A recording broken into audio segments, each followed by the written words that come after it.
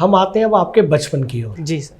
जब हम छोटे बच्चे थे, जब हम खुद शिक्षा ले रहे होते हैं, तब हमारे जो शिक्षक होते हैं, जब हमारे शिक्षक जो थे, जब हम शिक्षण ग्रहण कर रहे थे, जो हम चाहे वो 5वीं क्लास के हों या 6ठी क्लास में हो या 7वीं क्लास में हो, तब हमारे शिक्षक जब हमसे गलतियां होती थी तो हमारे कान को ऐंठा करते थे, कान को घुमाया करते थे और हमारे कान में बहुत दर्द होता था जी। लेकिन हम ये जानना चाहते हैं कि वैज्ञानिक रूप से या किसी और रूप से इसके कान को ऐंठने के तथ्य क्या होते थे?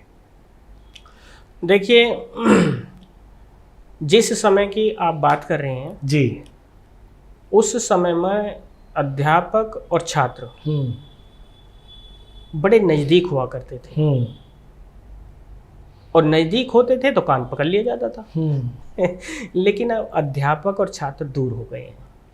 आप इस बात को समझ पाएंगे कि इस समय पर अध्यापक और छात्र के बीच में नई कानून व्यवस्था और अभिभावकों, ये दो जो घटक हैं, कड़ियाँ हैं, इन्होंने छात्र और अध्यापक का रिलेशन दूर कर दिया है।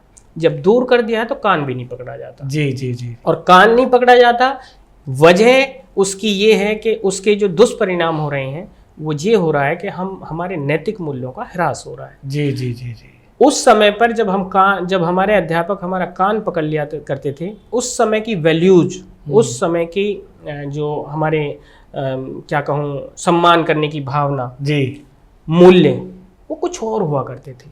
जब हमारे अध्यापक हमारे सामने से गुजरा करते थे, अगर हम साइकिल पे हैं तो साइकिल से उतर जाया करते थे। हम अध्यापक के सामने चेयर पे नहीं बैठा करते थे। अगर हमारे गुरुजी दिख गए कि हमारे गुरुजी आ रहे हैं, हम दौड़ के जाया करते थे और कोशिश ये करते थे कि मैं साइकिल लेकर आऊँगा गुरुजी की। जी, सम्मान का द्योतक था। उस समय पर अध्यापक करीब से उसका कान पकड़ के उसे जो गलती करता था उसका एहसास कराता था, उसे समझाता था, उनमें वो मूल्य स्थापित हो जाते थे और पेरेंट्स भी उसमें बराबर के सहयोग करते थे। वो कहते थे जो हमारा बच्चा सुधरना चाहिए चाहे कुछ हो जाए। लेकिन अब ऐसा नहीं है। अब अध्यापक को कान पकड़ने के लिए सबसे पहले पेरेंट्स की परमिशन लेनी पड़ेगी, उसके ही साथ में कानून व्यवस्था को देखना पड़ेगा। जी जी जी। और ये दोनों ही चीजें अब कान पकड़ने की इजाजत नहीं देती, और जब ये इजाजत नहीं देती तो मूल्यों का ह्रास होना स्वाभाविक है। तो ये हमारा शिक्षा में बहुत बड़ा बदलाव आया है। तो मैं इन सबसे ये कहना चाहूँगा, मैं सचमुच में इस आपके तंजीम के द्वारा भी इस मंच से ये कहना चाहूँगा कि अभिभावक जितना सपोर्ट करेंगे, जितना सहयोग करेंगे अध्यापकों का, उतना ही यकीन मानिए आपके बच्चे में सुधार आएगा। आपका बच्चा सही दिशा में आगे बढ़ेगा और सफलता को अर्जित करेगा। रोहित जी, मैं ये भी जानना चाह रहा था कि क्या कान ऐंठने से बच्चे की जो मानसिक स्थिति है या सीखने की स्थिति है या ग्रहण करने की स्थिति है, क्या प्राकृतिक रूप से वो भी उत्पन्न होती थी या होती है? इसका क्या तर्क है? देखिए, गुरु और शिष्य, ये कान पकड़ने का एक मैं कहूँ प्रतीक है। ये कान पकड़ने का मतलब है गुरु का थोड़ा सा डर होना, भय होना जी। और ये डर जो है ये छात्र में सीखने की प्रवृत्ति को ज़्यादा जन्म देता है। वाह वाह वाह।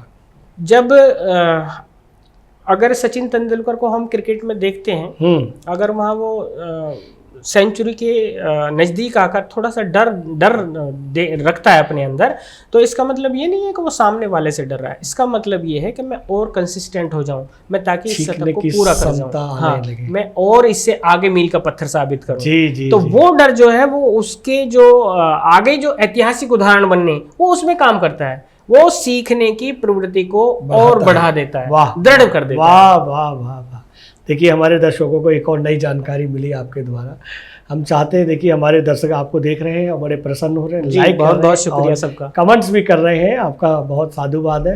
रोहित जी, हम फिर आपकी ओर आते हैं और प्रश्नों की ओर आते हैं। हम ये भी जानना चाहते हैं कि कुछ शरारती छात्र होते हैं या कुछ असामाजिक तत्व होते हैं जिनके साथ में छात्र रहते हैं, उनकी गतिविधियाँ उनके अंदर आ जाती हैं और वो विद्यालय में इस तरह की कुछ गलतियाँ करते हैं। उस स्थिति में आप अभिभावकों के साथ, छात्रों के साथ किस तरह से समाधान करते हैं, कैसे संतुलित करते हैं?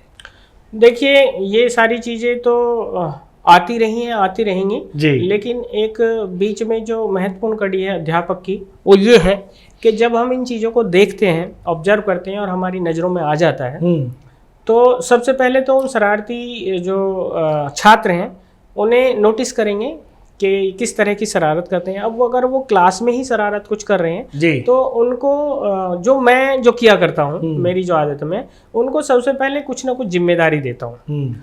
जिम्मेदारी का मतलब भाई तुम क्लास को देखोगे, कोई गड़बड़ ना करे। हालांकि पता है मुझे कि वो बच्चे ही करते हैं, लेकिन उनको जब जिम्मेदार बनाया जाता है तो उनकी वो कम हो जाती हैं, समय ही नहीं मिलता। हाँ, फिर उनकी जिम्मेदारी बढ़ जाती है। तो सबसे पहले तो ये, किसी को डिसिप्लिन का मॉनिटर बनाया जाएगा, किसी को सफाई का बनाया जाएगा, किसी को पीरियड, कोई भाई ध्यान रखना कोई पीरियड से भागे ना, किसको उसकी व्यवस्था देखिए। 5-7 ऐसे बच्चों को 5-7 ऐसे कर्तव्य निभाने के लिए कहा जाएगा तो उनकी कुछ हद तक शरारतें वहीं बंद हो जाती हैं। जी जी जी। दूसरा जो चीज़ है, आपने जो कहा, इशारा किया कि जो बाहरी जो सामाजिक तत्व गलत बच्चों के संपर्क में आ जाते हैं, जब मुझे कहीं हद तक पता चलता है कि बच्चा दिग्भ्रमित हो रहा है, तो सबसे पहले मैं उस बच्चे को ही अकेले में बैठ के पूछता हूँ, समझने की कोशिश करता हूँ आखिर माजरा क्या है। जी। शुरुआत में वो नहीं बता पाता, लेकिन मैं लगातार ये प्रयास करता रहता हूँ और उसे जानने की पूरी कोशिश करता हूँ कि बताए। वो खुलना शुरू होता है, बताता है। फिर उसके साथ में उसके पेरेंट्स को इन्वॉल्व करता हूँ, उसे अच्छाई और बुराई का ज्ञान कराता हूँ। मैं उसे ये भी नहीं कहता कि तू इसे छोड़ दे, मैं उसे बस सच्चाई और अच्छाई का वो बताता हूँ कि इस रास्ते पर चलने से आपको ये मिल जाएगा और इस रास्ते को चुनोगे तो यहाँ पर ये मिलेगा। आपका मकसद क्या है? बढ़िया, बढ़िया। अगर आपका मकसद है कि जीवन को बहुत ही गलत तरीके से जिया जाए, गंदगी में धकेला जाए, तो आप इसी रास्ते पे चलो। अगर आपको अच्छे बनना है और एक सभ्य समाज का हिस्सा बनना है, जिसपे आपका परिवार, आपका विद्यालय, आपका समाज और आपका राज्य, आपका देश गर्व करे, तो आप इस रास्ते पे चलो। तो बहुत ज़्यादा केसों में मुझे ये सफलता मिली है कि बच्चों ने वही रास्ता चुना है जो मैंने उन्हें बताया अच्छाई का। तो ये एक तरीका है। बाकी बहुत सारे बच्चों ने इन सारी चीज़ों को देखते हुए उन सारी असामाजिकताओं से दूर हुए हैं, जिस बात का मुझे फक्र है कि ईश्वर ने मुझे इस काबिल बनाया कि मैं बच्चों को प्रेरित कर पा रहा हूँ। वाह वाह वाह वाह।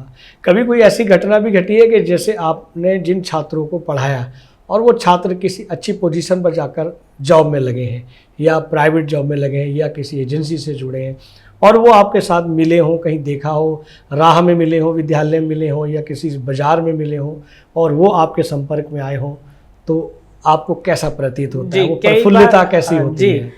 ऐसा कई बार होता है। और एक बार तो ऐसा था, मैं अपनी धर्मपत्नी के साथ शाम को सामान लेके आ रहा था सब्जी। जी जी जी। तो एक बच्चा आया, उसने मेरे पैर छुए, सर जी नमस्ते, सर जी नमस्ते। मैं कहा कौन भाई?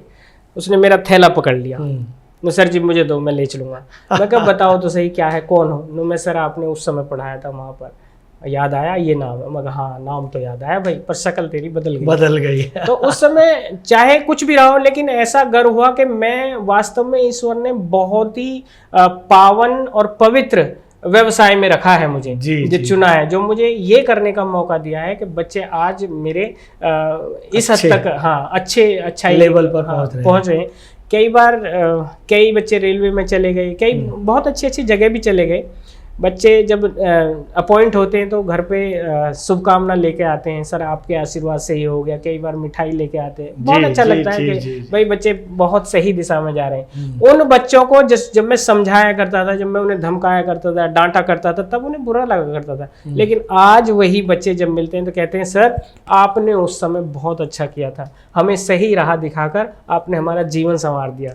तो मुझे फक्र है इस अपनी बात पर कि बच्चे अच्छी जगह निकल रहे हैं और मैं इस लायक हो पा रहा हूँ। बहुत अच्छा लगता है। उस गर्व की मतलब व्याख्या नहीं की जा सकती, और उसका कोई मोल भी नहीं। वाह वाह रोहित जी, बहुत अच्छी बात है। आप अपने छात्रों को बहुत अच्छे से गाइड कर रहे हैं, शिक्षा दे रहे हैं, संस्कार दे रहे हैं, संस्कृति से रूबरू करा रहे हैं।